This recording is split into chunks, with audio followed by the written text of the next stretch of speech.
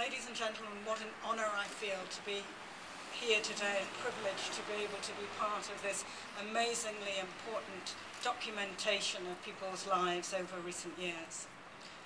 Yesterday was the 9th day of the 9th month of the 9th year of this century, 999. It was also a day when 9 men and 9 women in Nova Scotia received the shocking diagnosis that they have cancer.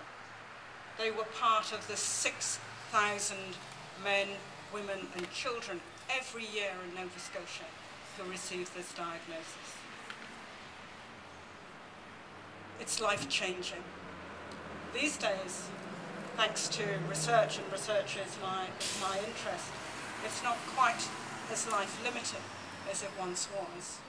These days, people have an extremely good chance of surviving their disease and going on to live full and happy lives. The reasons for that are many. They're due to massive changes in the understanding of what cancer is and how therapeutic medicines can tackle this disease. Great advances in surgery and great advances, of course, in screening. So we have breast cancer screening, we have colorectal cancer screening in Nova Scotia, we're one of the first provinces so to do. Cervical cancer screening, all save huge numbers of lives. So the difference is that these days, over 60% of all people diagnosed with cancer are going to survive, whereas 20 years ago, that number was far, far less, so that the number of deaths was obviously much higher. Woody Allen said that he wanted to gain immortality by not dying, not through his work. I want to gain the opportunity of not dying from cancer, not by surviving its treatment, but by not getting it in the first place. Yes.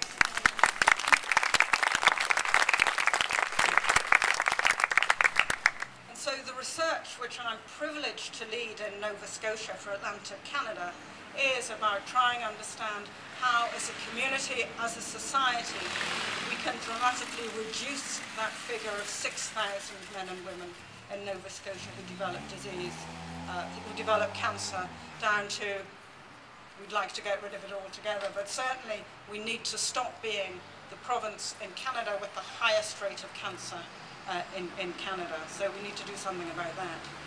So we know some of the things that cause cancer, and we know that they can be very difficult to avoid.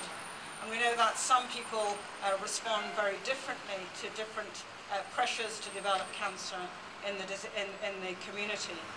And one of the projects that I'm privileged to lead, in which Jason has already mentioned, is the Atlantic Path.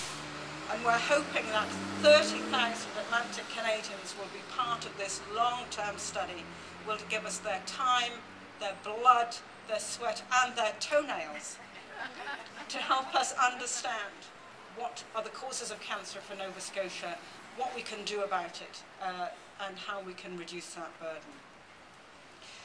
This exhibition today is a monumental achievement of participation of survivors and of families of survivors and of families of people who have sadly died from cancer. And I think as part of the community of cancer researchers, and the Canadian Cancer Society makes an enormous contribution to cancer research in this country. It's the 3rd biggest single funder of cancer research in Canada. So as part of that family, I think it does us well to remind us of the human face of cancer, as well as the research aspects of it, which are hugely challenging, like the buses, hugely challenging, hugely exciting, and gives us huge hope for a better future for cancer. So thank you so much for inviting me to be part of this.